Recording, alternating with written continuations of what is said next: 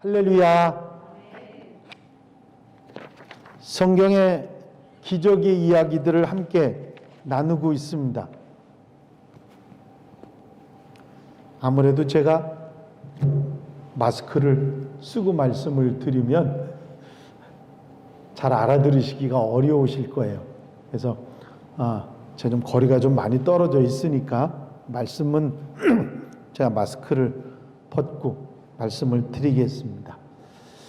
신약 성경에 나오는 기적의 이야기들을 우리가 지금 함께 나누고 계신데, 그 중에 기적 중의 기적, 정말 사람이 상상할 수 없는 기적이라고 하면 죽은 사람이 다시 살아나는 기적 이상 더 대단한 기적은 이야기하기가 어려울 것입니다.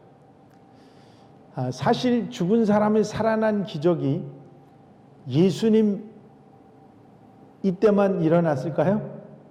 아니지 않습니까? 예수님께서 공생에 3년 살아가시는 동안에도 죽은 사람이 살아난 얘기가 3번이나 성경에 나와 있습니다. 죽은 나사로 똑같이 죽은 지 사흘이나 되어서 무덤에 있습니다 해서 살아났던 나사로, 야이로의 딸, 그 다음에 난성 과부의 아들, 이렇게 성경에 나와 있는 것만 해도 3사람이나 나와 있습니다. 그런데 예수님의 부활은 이 3사람의 죽은 자들이 살아난 이야기하고는 또 다른 얘기들이 있습니다. 그 중에 가장 중요한 게 뭐냐면, 예수께서 내가 죽었다가 사흘 만에 다시 살아난다는 얘기를 한 번만 하신 게 아니라 제자들에게 계속해서 말씀을 하셨다는 것입니다. 내가 핍박을 받고 죽을 것이고 죽은 지 사흘 만에 다시 살아날 거라는 얘기를 당신이 한 번만이 아니라 가는 곳 이제 임박했을 순간부터는 계속해서 그 얘기를 제자들에게 하셨어요. 다른 죽은 자들이 살아난 얘기는 예수님이 기적적인 능력으로 살아났다고 이야기할 수 있지만, 예수님의 부활은 이 사람들의 부활과 다른 점이 있습니다. 그게 뭐죠? 예언하신 대로, 당신이 말씀하신 대로 이루셨다고 하는 사실입니다. 그것이 엄청나게 다른 것이죠. 이 사실을 우리가 생각하면서 오늘 신약 성경에 나오는 기적의 이야기들 가운데 중요한 교훈들을 한번 생각해 보도록 하겠습니다. 예수님의 부활은 예수께서 예언하신 것뿐만 아니라 그 예언이 구약 시대 때부터 계속 예언돼 왔던 것입니다. 시편 16편, 이사야 40장 계속해서 우리에게 말씀하신, 이는 주께서 내 영혼을 수월에 버리지 아니하시며 주의 성도를 멸망시키지 아니하실 것임이니이다. 이제 이새의 한 싹이 나서 다시 살아난다고 하는 기록의 이야기들이 구약 성경에도 계속 나와 있고, 신약 성경의 내용에 보면 누가복음 24장 이르시기를 인자가 죄인의 손에 넘겨져 십자가에 못 박히고 제3일에 다시 살아나야 하리라 하셨느니라 한데, 누가복음에도 말씀하셨고 마태복음 27장에도 보면 주여 저 속이던 자가 살아있을 때에 말하되 내가 사흘 후에 다시 살아나리라 한 것을 우리가 기억하노니, 얼마나 자주 말씀하셨으면 예수님을 반대하고 대적하던 사람들도 그걸 알고 있어요. 그게 마태복음 27장에 나와 있습니다. 저 속이던 자가 살아있을 때에 말하되 내가 사흘만 후에 다시 살아나리라 한 것을 우리가 기억한다. 얼마나 자주 들었으면 예수님을 반대하고 죽이던 사람들, 그 사람들도 기억하고 있어요. 고린도전서 15장 3절에 보면 내가 받은 것을 먼저 너희에게 전하였노니 이는 성경대로 그리스도께서 우리 죄를 위하여 죽으시고 장사 지난 바 되었다가 성경대로 사흘 만에 다시 살아나사 게바에게 보이시고요, 후에 12제자에게와 그 후에 500여 형제에게 일시에 보이셨나니 그 중에 지금까지 대다수는 살아있고 어떤 사람은 잠들었으며 그 후에 야고보에게 보이셨으며 그 후에 모든 사도에게와 맨 나중에 만삭되지 못하여 난 자 같은 내게도 보이셨느니라. 부활하신 주님을 바울도 만났다, 내게도 보이셨다, 그렇게 간증하고 고백하는 이야기가 성경에 나와 있습니다. 예수님의 부활은 미리 예언됐고 당신이 말씀하셨고 제자들이 눈으로 확인했고 나중에 사도 바울도 그걸 알았습니다. 사도 바울에게 나타나신 것은 이미 제자들과 생활하시고 승천하시고 그리고 나서 핍박이 일어날 때 나타나신 거거든요. 이렇게 미리 말씀하시고 미리 예언되고 미리 모든 것을 구약 성경으로부터 시작해서 예수님 당시 또 반대하던 자들까지 다 알고 있는 이야기대로 살아나셨는데도 아무도 예수님의 부활을 믿지 않았습니다. 에이, 무슨 소리야? 제자들도 여인들이 와서 이야기하는 말 믿었습니까? 안 믿었어요. 그 얘기를 모르는 게 아니라 알고 있었는데도 믿지 못했습니다. 제자들 중에 도마는 내가 그 옆구리에 창자국을 만져보고 그 손에 못자국을 내가 만져보기 전에는 절대로 못 믿는다고 그렇게 믿지 못한다는 얘기를 했습니다. 엠마오로 가던 제자들도 그 이상한 사람들이 이상한 말을 해가지고 그 사람이 다시 살아났대잖아요. 그런 얘기를 우리가 어떻게 믿어요? 그걸 누구한테 얘기했어? 예수님한테, 살아오신 예수님한테 그 얘기를 엠마오로 가던 제자들도 안 믿었습니다. 자기들 눈앞에 주님이 계심에도 그거를 믿지 못했어요. 무서워하고 도리어 유령이라고 생각하고 그러면서 눈으로 보면서도 믿지 않았습니다. 이 사람들, 제자들, 다른 사람들은 다 그만두고라도 이 제자들은 나사로의 부활, 죽은 지 이제 썩어서 냄새가 나나이다 하는 나사로가 일어난 사실을 눈으로 본 사람들입니다. 예수님과 함께 죽으러 가자. 그러면서 유대로 와서 거기서 나사로가 살아난 그 사실을 눈으로 목격했음에도 불구하고 그들은 예수님의 부활을 인정하지 못했습니다. 이게 뭐냐면 우리가 지금껏까지 가지고 있는 상식, 생각, 경험 그거를 넘어설 수 있는 사람이 없다 그런 얘기입니다.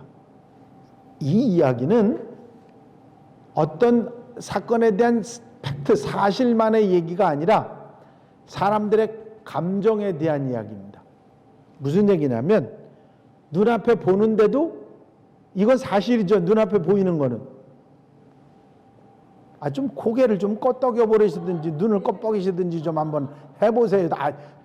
이게 다 이렇게 크고 있으니까 알 수가 있어야지 내가. 아니 눈앞에 보이는데 말입니다. 눈앞에 있는데 유령이라고 생각하고 헛개비라고 생각하고 믿지 못하는 건 뭐예요? 이 눈앞에 보이는 건 팩트 사실이고 이렇게 보지 못하고 그건 믿지 못하는 건 뭐예요? 감정입니다. 감정, 내 생각, 내 의지, 내 뜻. 여러분, 예수님의 부활은 분명한 사실입니다. 제자들이 안 꼬집어 봤겠어요? 야, 나 좀 꼬집어 봐라. 한번 쳐봐라. 별 소리를 다 했어도 눈앞에 보이는데 그래도 못 믿고 못 받아들이고 예수님이 나타나셨다가 사라졌잖아요. 그냥 계속 같이 계셨던 게 아니라 사라졌잖아요. 그때 무슨 생각했을까? 우리가 헛걸 봤어. 그런 생각 했을까요? 안 했을까요? 당연히 하죠. 이거 분명히 우리가 헛걸 본 거야. 이게 내가 진짜 본 거 아니야. 이거 헛거 본 거야. 근데 또 나타나셨단 말입니다. 그럼 믿었어요? 안 믿었어요? 또 못 믿었어요. 이게 헛거예요. 내가 헛거 본 거예요. 유령 본 거예요. 이야, 딴 사람들은 웃기는 소리 하고 있네. 니들 유령 본 거야? 헛거 본 거야? 계속해서 그렇게 얘기를 하고, 그런가? 우리가 본 게 헛거였나? 그러면서 못 믿었습니다. 그것도 장장 하루도 아니고 이틀도 아니고 3일도 아니고 며칠 동안이요? 40일 동안. 그들 그때 계속 나타나시고 함께 계시고 말씀 가르쳐 주시고 그렇게 하셨음에도 불구하고 끝까지 못 믿고 못 받아들이고 그러는 사람들이 그 중에 있었다 그런 얘기예요. 그게 그렇게 쉬운 얘기가 아니라는 얘기죠. 부활신앙을 갖는다는 게 말처럼 쉬운 일이 아니라는 거죠.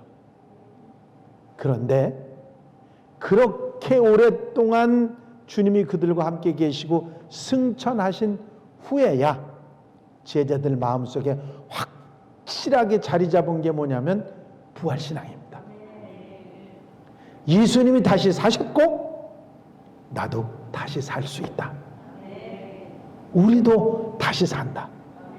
그 사실을 그들은 믿고 확신할 수 있었던 것입니다. 만약에 제자들이 예수님의 부활을 믿지 못했고 그 부활신앙이 그들에게 자리 잡지 못했다면 그들이 순교라고 하는 건 생각도 못했을 겁니다. 대제사장과 그때 종교 지도자들 앞에 당당하게 예수님을 그리스도라고 증거하는 일이 있을 수가 없는 얘기죠. 받아들일 수도 없고 생각할 수도 없는 그런 일이 그들에게 일어난 거거든요. 그들은 성경에서 쭉 제자들의 이야기를 읽어보면 그들의 부활신앙이 없었다고 하면 초대교회도 없습니다. 부활신앙이 없었다고 하면 그들의 순교라는 건 생각할 수도 없었던 거고요. 부활신앙이 없었다고 하면 전도? 웃기는 소리죠. 그거 말도 안 되는 소리죠. 무슨 전도를 해요? 뭔 복음을 전해요? 있을 수 없는 일이거든요. 그들에게 부활신앙이 확고하게 자리 잡았고 그 부활신앙으로 만나는 사람들마다 너희들이 못 박아 십자가에 못 박여 죽인 그 예수 그리스도는 다시 살아났고 그분은 그리스도시다. 그분은 우리의 구원의 주인이시다. 그 얘기를 계속해서 만나는 사람들에게만 자꾸 하니까 예수 믿는 사람들을 그리스도인이라고 했잖아요. 그게 왜 그랬느냐면 입에서 계속 예수는 그리스도라고 예수는 그리스도라고 그때는 예수란 말과 그리스도란 말이 같이 쓸 수 없는 말이었어요. 그런데 그들이 계속해서 예수는 그리스도잖아는 말을 계속하니까 예수 그리스도라는 말이 자연스럽게 한 말이 되어버린 거거든요. 우리는 예수 그리스도라고 하는 말하는 거 이상하지 않잖아요. 그때 당시 사람들은 그거는 신성모독이었습니다. 그렇게 말할 수 없었어요. 그런데 아주 아버지 입에 달고 사니까 예수는 그리스도시라는 말을 입에 달고 사니까 모든 사람들이 예수 그리스도라는 말을 하게 됐다는 얘기죠. 그 신앙적인 전통이 오늘날 우리에게까지 와서 예수는 그리스도시다. 그렇게 말하고 있는 거죠. 여러분, 부활은 역사적인 사실입니다. 그리고 이건 기적으로 놀라운 있을 수 없는 기적으로 우리에게 그 2000년 전에 일어났던 사건이 지금까지 우리에게 증거되고 전하고 우리가 부활신앙을 가지고 살고 2000년 기독교 역사 동안에 수많은 그리스도인들이 이 부활신앙을 가지고 살고 부활신앙을 가지고 죽었습니다. 그들이 부활신앙으로 죽었기 때문에 그들은 다시 사는 역사가 반드시 있게 되는 줄로 믿습니다. 예수께서는 분명히 당신의 부활을 예언하셨고 그리고 주님께서 십자가에 죽으신 것은 군인들도 확인했고 요한복음 19장에 보면 예수께 이르러서는 이미 죽으신 것을 보고 다리를 꺾지 아니하고 그중 한 군인이 창으로 옆구리를 찌르니 곧 피와 물이 나오더라 하는 말이 요한복음 19장 33절과 34절에 나와 있습니다. 그때 당시에 십자가에서 사람을 내렸을 때 죽지 않았으면 다리를 꺾어서 죽였어요. 아예 좀 조금이라도 생기가 남았으면. 근데 이미 죽은 것을 보고 다리를 꺾지 않았고요. 혹시나 몰라서 옆구리에 창으로 옆구리를 찔러니까 피와 물이 쏟아졌어요. 이 얘기는 무슨 얘기? 완전히 죽으셨다는 얘기입니다. 그 사실을 빌라도도 확인했습니다. 아리마대 사람 요셉이 와서 당돌이 빌라도에게 들어가 예수의 시체를 달라 하니 이 사람은 존경받는 공회원이요 하나님의 나라를 기다리는 자라. 빌라도는 예수께서 벌써 죽었을까 하고 이상히 여겨 백부장을 불러 죽은 지 오래냐 묻고 백부장에게 알아본 후에 요셉에게 시체를 내주는지라. 누가 알았어요? 빌라도도 백부장에게 물어보고 죽었느냐? 죽었다고 하니까 시체를 내주라고 확인까지 했다는 얘기죠. 그 다음에 이 시체를 달라고 했던 아리마대 요셉이 사내들인 공회원이었고 부자였습니다.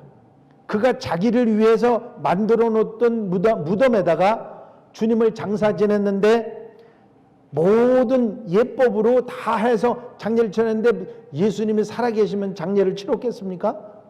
있을 수 없는 일이죠. 복음서 모두가 이를 증거하고요. 유대인의 장례법으로 봐서도 죽은 것이 확실합니다. 사람이 죽으면 유대인들 장례법은 세마포로 온 몸을 묶고 송진 같은 것을 이겨 바르고 시체에 부패 썩는 것을 막기 위해서 향로를 100파운드나 집어넣습니다. 무슨 얘기죠? 설사 살아있더라도 그렇게 하면 다 죽어요. 그렇습니까? 안 그렇습니까? 당연한 거죠. 아니 시체를 천으로 창창창창 감은 다음에 거기다가 송진 같은 걸 전부 이겨 위에다 바릅니다. 이게 시체 부패를 막기 위해서 향료도 잔뜩 때려 넣어서 꼼짝 못하게 그렇게 거의 밀봉을 해놓는 것입니다.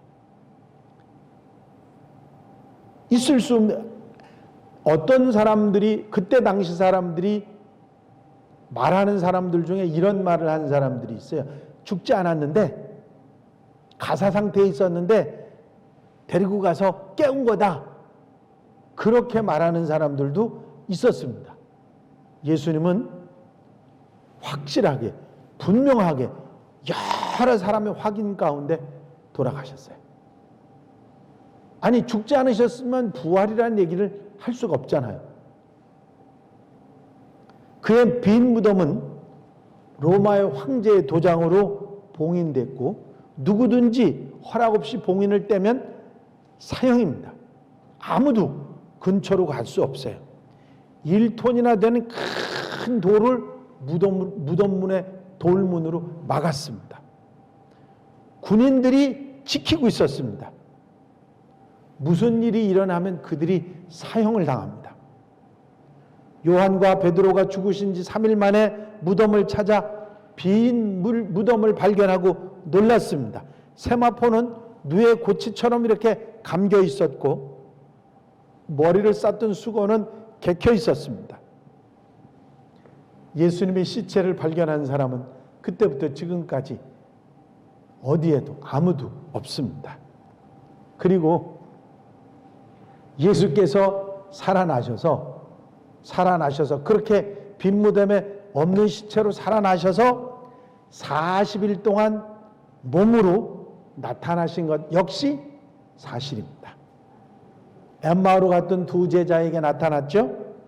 도마에게 나타나셨죠. 바울의 증거에 의하면 500의 형제에게 나타났다고 합니다. 바울 자신도 주님을 만났고요. 당신의 몸으로 부활하셨음을 증거하기 위해서 사람과 같이 생선도 잡수시고 만져보라고 하시고 그들에게 모든 것을 확인시켜 주셨습니다. 자, 여러분, 부활이 사실입니까? 아닙니까? 이게 오늘 현대의 많은 그리스도인들에게도 부활의 얘기를 하면 옛날 얘기라고 생각해버리고 그 부활신앙을 갖지 못하고 믿지 못하는 사람들이 많이 있는 게 사실입니다. 아직까지도 수많은 사람들이 예수님의 부활에 대해서 이렇게 생각하는 사람들이 있습니다. 그래, 부활이 있었다고 하자. 믿는 게 아니라 있었다고 하자.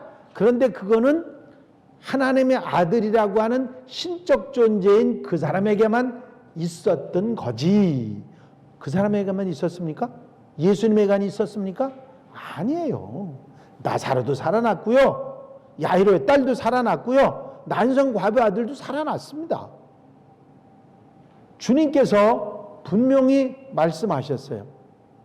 나는 부활이고 생명이니 나를 믿는 자는 죽어도 살아나리라. 아멘입니까? 그리고 우리에게 믿음을 가지라고 그렇게 말씀하신 거거든요. 바울이 한 말 기억나시죠?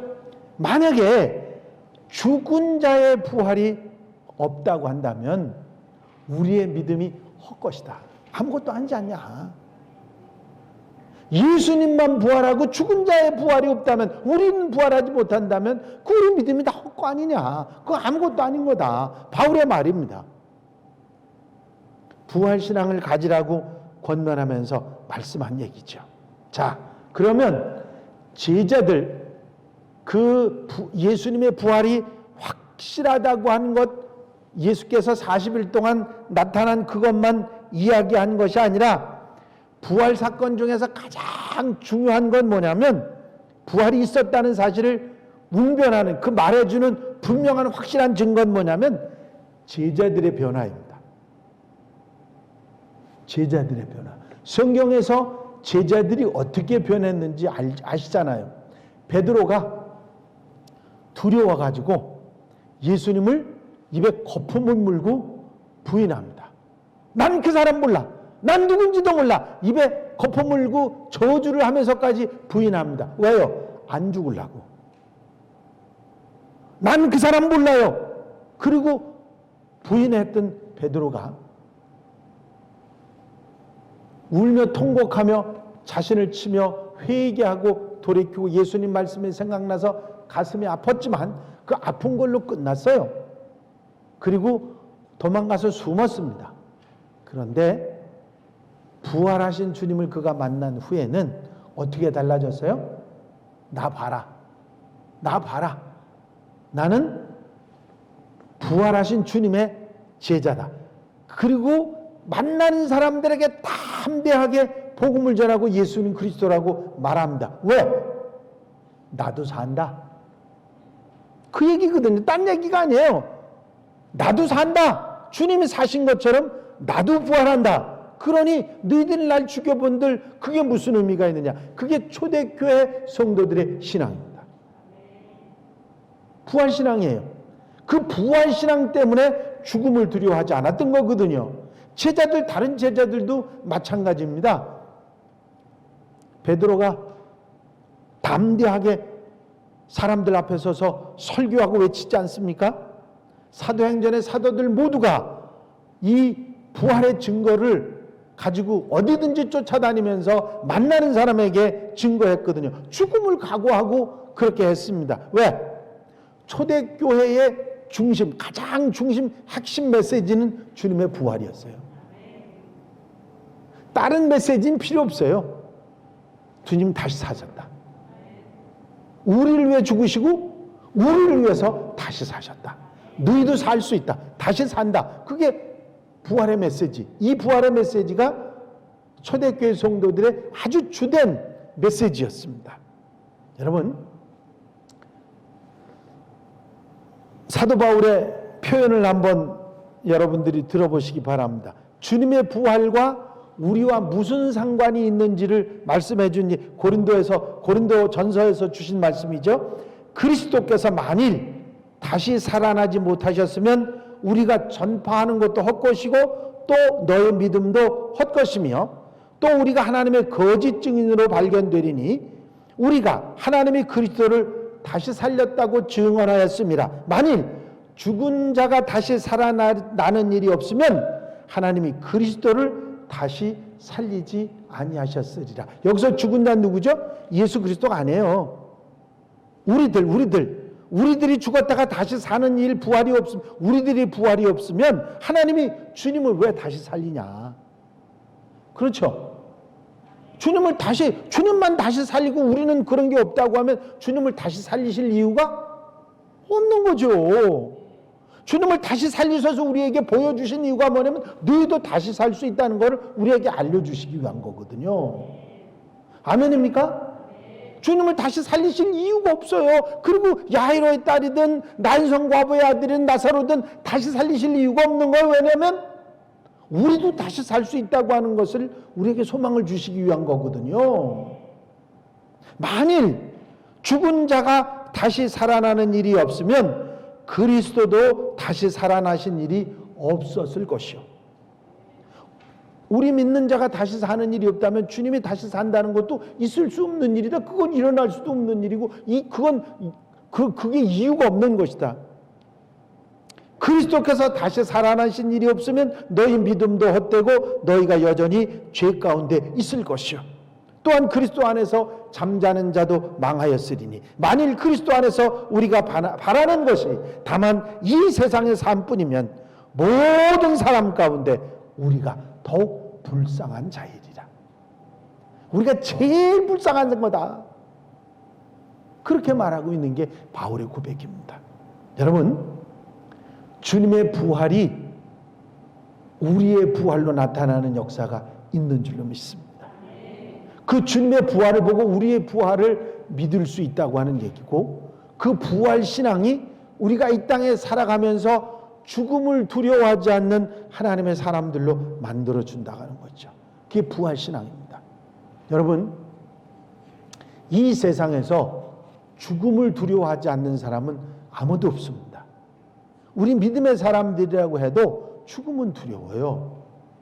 우리 믿음의 사람들 부활 신앙이 있다 할지라도 죽음이 두렵습니다. 죽게 된다는데 나 죽여주시오 그런 사람 아무도 없어요. 왜냐하면 누구든지 다 죽음을 두려워해요. 하지만 우리에게는 믿음이 있습니다.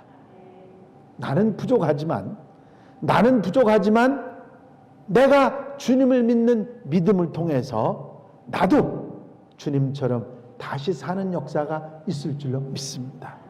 그 부활 신앙 때문에 우리가 죽음을 처연하게 맞이할 수 있고 볼 수가 있다고 하는 사실인 거거든요. 세상 사람들하고 우리의 다른 점이 뭐냐면 이 부활 신앙입니다. 이 사실을 우리가 잊어서는 안 돼요. 부활 신앙은 우리에게 승리의 소망입니다. 이길 수 있다는, 죽음으로부터 죽음을 이길 수 있다는 소망이고, 삶의 문제, 우리가 이 땅에서 질병이나 환난이나 고통이나 시험도 이길 수 있다는 소망이고, 죄도 이길 수 있다는 소망이 바로 부활의 신앙입니다. 여러분, 오직 예수님만이 우리 주님이시고 구원주이시고 그리스도이십니다. 우리에게 부활 신앙을 가지고 부활 신앙을 주셨다고 하는 이 사실은 이 땅에서 어떤 고난이나 아픔이나 고통이나 괴로움, 심지어는 죽음까지도 견디고 이길 수 있게 하신 신앙입니다. 이게 얼마나 우리에게 중요한 소망인지 우리 이거 분명히 알아야 돼요. 이 죽음으로부터 이길 승리의 소망이 우리에게 없다면 우리가 견딜 수 있는 게 아무것도 없죠. 어떻게 말씀을 드리다 보니까 이 부활까지 말씀드리게 됐는데, 사실 부활주일이 아니면 부활 얘기하기가 좀 그렇잖아요. 부활주일 때 대부분 여러분들 듣는 얘기인데 이때는 진짜 필요한 것 같아요. 이 코로나19 때문에 두려움도 근심도 걱정도 우리에게 찾아오는데 이 부활신앙이 우리를 버팅겨 줍니다.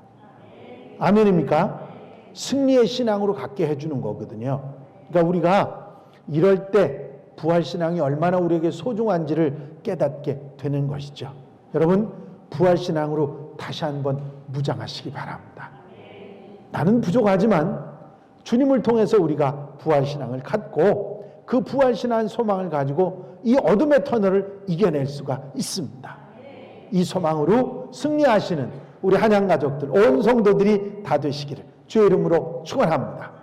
축원합니다. 기도드리십니다.